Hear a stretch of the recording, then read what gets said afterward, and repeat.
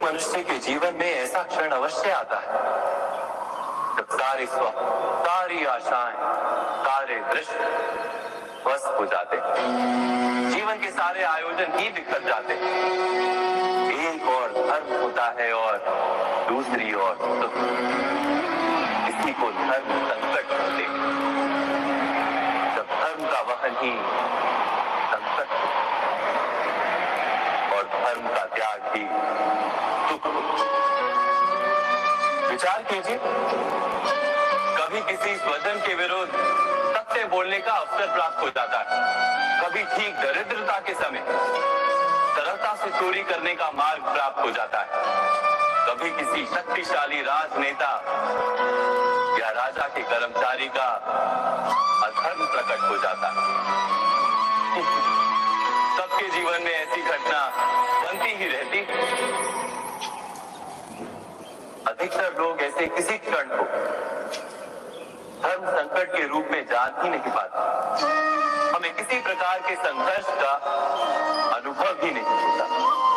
सहजता से सुख की ओर खींचे चले जाते हैं, जैसे मक्खी गुड़ की ओर खींची चली जाती है। वास्तव में धर्म संकट का क्षण ईश्वर के निकट जाने का क्षण होता है। यदि हम संघर्षों से भयभीत ना, सुख की ओर आकर्षित ना, अपने धर्म पर दृढ़ रहे, तो ईश्वर का साक्षात्कार दूर नहीं।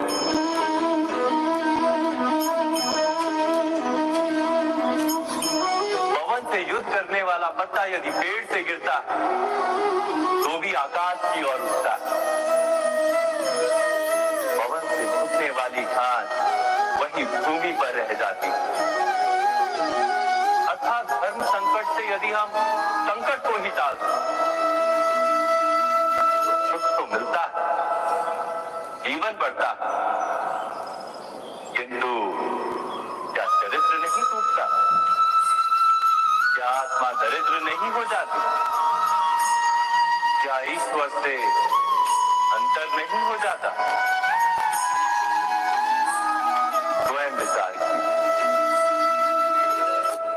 दो व्यक्ति जब निकट आते हैं तो एक दूसरे के लिए सीमाएं और मर्यादाएं निर्मित करने का प्रयत्न अवश्य करते हैं।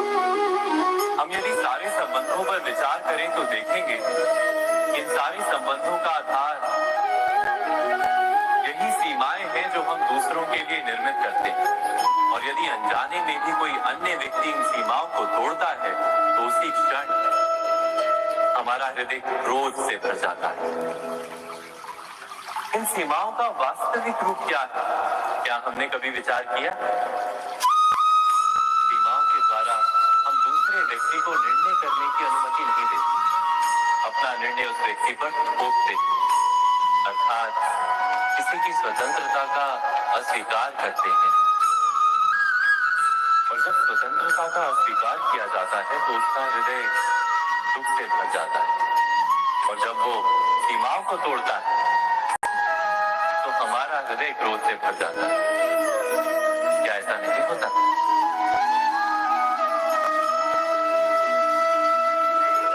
और यदि एक दूसरे की स्वतंत्रता का सम्मान किया जाए तो किसी मर्यादाओं या सीमाओं की आवश्यकता ही नहीं होती। अर्थात जिस प्रकार स्वीकार किसी संबंध का देह है, क्या वैसे ही स्वतंत्रता किसी संबंध की आत्मा नहीं? स्वयं विचार कीजिए। सबके जीवन में ऐसा प्रसंग अवश्य आता है कि सत्य कहने का निश्चय होता है हृदय, किंतु मुख से सत्य निकल नहीं पाता।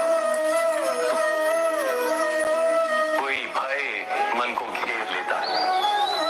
किसी घटना अथवा प्रसंग के बारे में बात करना या फिर स्वयं से कोई भूल हो जाए उसके बारे में कुछ बोलना, क्या ये सत्य है? नहीं, ये तो केवल तथ्य है। अर्थात जैसा हुआ था वैसा केवल बोल देना सामान्य सी बात है। किंतु कभी कभी उस तथ्य को बोलते हुए भी भय लगता है।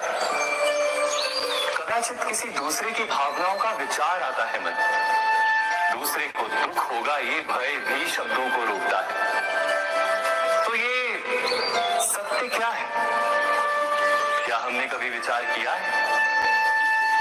जब भय रहते हुए भी कोई तथ्य बोलता है तो वो सत्य कहलाता है। वास्तव में सत्य कुछ और नहीं, केवल निर्भयता का दूसरा नाम। और निर्भय होने का कोई समय नहीं होता, क्योंकि निर्भयता आत्मा का स्वभाव है। अर्थात क्या प्रत्येक क्षण सत्य बोलने का क्षण नहीं होता?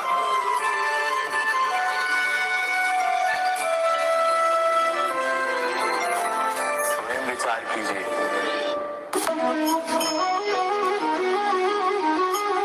श्रेष्ठता का क्या अर्थ है? श्रेष्ठता का अर्थ है दूसरों से अधिक ज्ञान प्राप्त करना।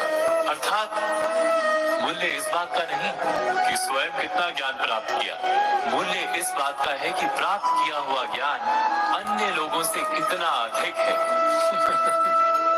अर्थात श्रेष्ठता की इच्छा ज्ञान प्राप्ति को भी एक स्पर्धा बना देती है, और स्पर्धा में विजय अंतिम कब होती है?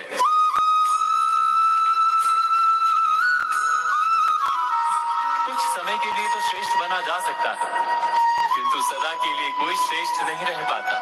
फिर वही असंतोष, पीड़ा और संघर्ष जन्म लेता है।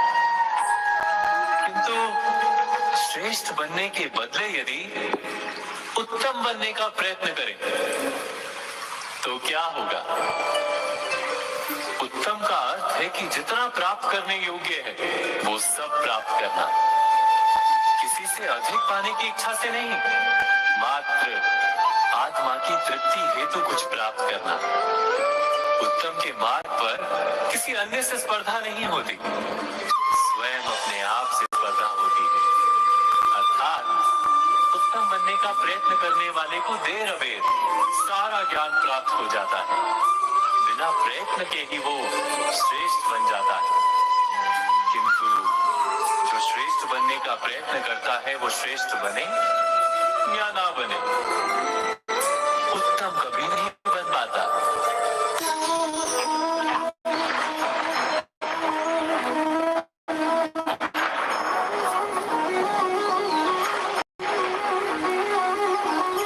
सपनों और पूर्वाभासों के आधार पर हम भविष्य के सुख दुख की कल्पना करते हैं। भविष्य के दुख का कारण दूर करने के लिए हम आज योजना बनाते हैं, किंतु कल के संकट को आज निर्मूल करने से हमें लाभ मिलता है या हानि पहुंचती है? ये प्रश्न हम कभी नहीं करते। सत्य तो ये है कि संकट और उसका निवारण सात जन से, व्यक्ति के लिए भी और सृष्टि के लिए भी। नहीं, आप अपने भूतकाल का स्मरण कीजिए, इतिहास को देखिए, आप तुरंत ही ये जान पाएंगे कि जब जब संकट आता है तब तब उसका निवारण करने वाली शक्ति भी जन्म लेती है। यही तो जगत का चलन है। वस्तुतः संकट ही शक्ति के जन्म का कारण है। प्रत्येक व्यक्ति जब संकट से निकलता है तो एक पद आगे बढ़ा होता है, अधिक चमकता है, आत्मविश्वास से अधिक भरा होता है, न केवल अपने लिए अपितु विश्व के लिए भी। क्या ये सत्य नहीं? वास्तव में संकट का जन्म है एक अवसर का जन्म, अपने आप को बदलने का, अपने विचारों को ऊंचाई पर करने का अवसर, अपनी आत्मा को बलवान और ज्ञान मंडित बनाने का। जो ये कर पाता है उसे कोई संकट नहीं होता, किंतु जो ये नहीं कर पाता वो तो स्वयं एक संकट है विश्व के लिए। विचार कीजिए।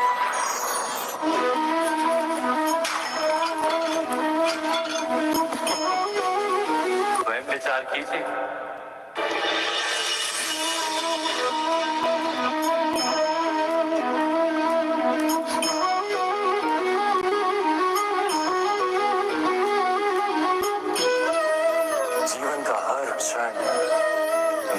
संभाषण होता है।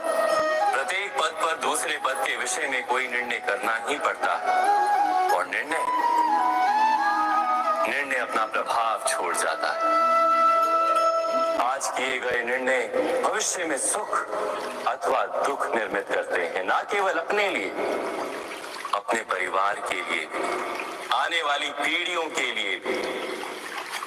जब कोई दुविधा सामने आती है तो मन व्याकुल हो जाता है, अनिश्चय से भर जाता है। निर्णय का वो क्षण युद्ध बन जाता है और मन बन जाता है युद्ध भूमि। अधिकतर निर्णय हम दुविधा का उपाय करने के लिए नहीं, केवल मन को शांत करने के लिए लेते हैं। पर क्या कोई दौड़ते हुए भोजन कर सकता है? नहीं। तो क्या युद्ध से जूझता हुआ मन कोई योग्य निर्णय ले पाएगा? वास्तव में शांत मन से जब कोई निर्णय करता है तो अपने लिए सुखद भविष्य बनाता है, किंतु अपने मन को शांत करने के लिए जब कोई निर्णय करता है तो वो व्यक्ति भविष्य में अपने लिए कांटों भरा वृक्ष लगाता है। स्वयं विचार कीजिएगा।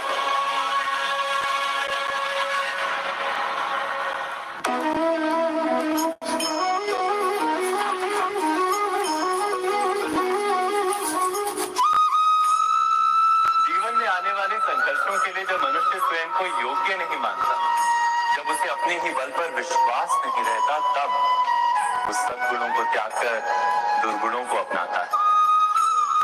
वस्तुतः मनुष्य के जीवन में दुर्जनता जन्म ही तब लेती है जब उसके अंतर में आत्मविश्वास नहीं होता। आत्मविश्वास ही अच्छाई को धारण करता है। ये आत्मविश्वास है क्या?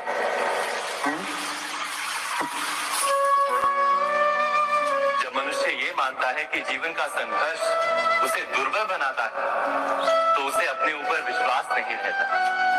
वो संघर्ष के पार जाने के बदले संघर्ष से छूटने के उपाय ढूंढने लगता है। किंतु जब वो ये समझता है कि ये संघर्ष उसे अधिक शक्तिशाली बना दे, ठीक जैसे व्यायाम करने से देह की शक्ति बढ़ती है, तो प्रत्येक संघर्ष के साथ उसका उत्साह बढ़ता है। अर्थात आत्मविश्वास और कुछ भी नहीं, मन की स्थिति जीवन को देखने का दृष्टिकोण मात्र है, और जीवन का दृष्टिकोण तो मनुष्य के अपने वश में होता है। स्वयं विचार कीजिए।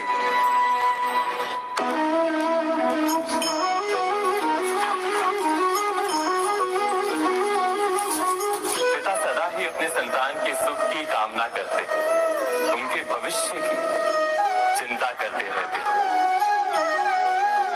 इसी कारणवश सदा ही अपने संतानों के भविष्य का मार्ग स्वयं निश्चित करने का प्रयत्न करते रहते। जिस मार्ग पर पिता स्वयं चला है, जिस मार्ग के कंकर पत्थर को स्वयं देखा है, मार्ग की छाया, मार्ग की धूप को स्वयं जाना है, उसी मार्ग पर उसका पुत्र भी चले, यही इच्छा रहती है हर पिता की। निसंदेह उत्तम भावना है ये, किंतु इन प्रश्नों के ऊपर विचार करना हम भूल ही जाते हैं। कौन सा प्रश्न? प्रथम प्रश्न, क्या समय के साथ प्रत्येक मार्ग बदल नहीं जाते? क्या समय सदा ही नई चुनौतियों को लेकर नहीं आता? तो फिर बीते हुए समय के अनुभव नई पीढ़ी को किस प्रकार लाभ दे सकते हैं? दूसरा प्रश्न, क्या प्रत्येक संतान अपने माता पिता की छवि होता है? हाँ, संतानों को संस्कार तो अवश्य माता पिता देते हैं, किंतु भीतर की क्षमता तो ईश्वर देते हैं। तो जिस मार्ग पर पिता को सफलता मिली है, विश्वास है कि उसी मार्ग पर उसकी संतानों को भी सफलता और सुख प्राप्त होगा। तीसरा प्रश्न, क्या जीवन के संघर्ष और चुनौतियां लाभकारी नहीं होती? क्या प्रत्येक नया प्रश्न एक नए उत्तर का द्वार नहीं खोलता? तो फिर संतानों को नए नए प्रश्नों, संघर्षों और चुनौतियों से दूर रख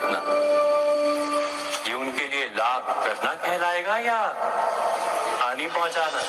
अर्थात जिस प्रकार संतान के भविष्य का निर्माण करने के बदले उसके चरित्र का निर्माण करना श्रेष्ठ है, वैसे ही संतानों के जीवन का मार्ग निश्चित करने के बदले उन्हें